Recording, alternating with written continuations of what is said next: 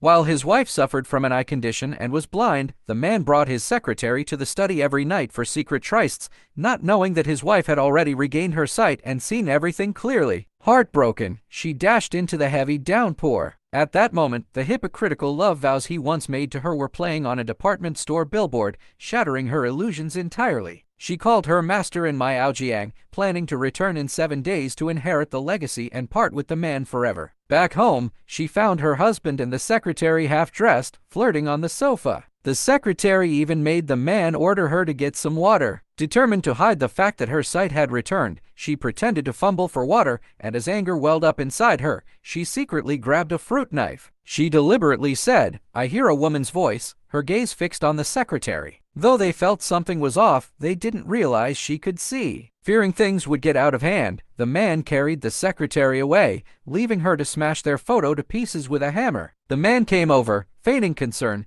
but his body was covered in lipstick marks, which made her feel sick. She fled to the bathroom, where she found evidence that the secretary was pregnant, a stark contrast to his public statement that he hated children. 3 days later, at her birthday banquet, he decorated the venue where they had gotten married with roses, which she hated the most. In fact, they were the secretary's favorite. The secretary taunted her, boasting that she had been taking care of the man day and night, showing off the cake with her own name on it, her pregnancy, and sneering that he had married her only out of pity for her blindness, which had been caused by saving him from a kidnapping. When the man returned, his eyes were only for the secretary, confirming that the real star of the cake was the secretary. Her last glimmer of hope vanished. The day before her departure, which was also their wedding anniversary, they had what might be their last meal together. Suddenly, the secretary called, lying that she had miscarried. The man was in a hurry to leave, so she handed him a document to sign. Thinking it was a shopping list, he signed it without a second glance. It was actually the divorce agreement she had prepared. He rushed to the hospital, only to find that the secretary had just scraped her hand. If he had come a little later, the wound would have already healed. A doctor recognized him as the woman's husband and asked how her eyesight was recovering. Only then did he realize that she had regained her sight. For a moment, he couldn't contain his joy and wanted to go back to her, but then he thought about his recent actions and froze in his tracks, too ashamed to return.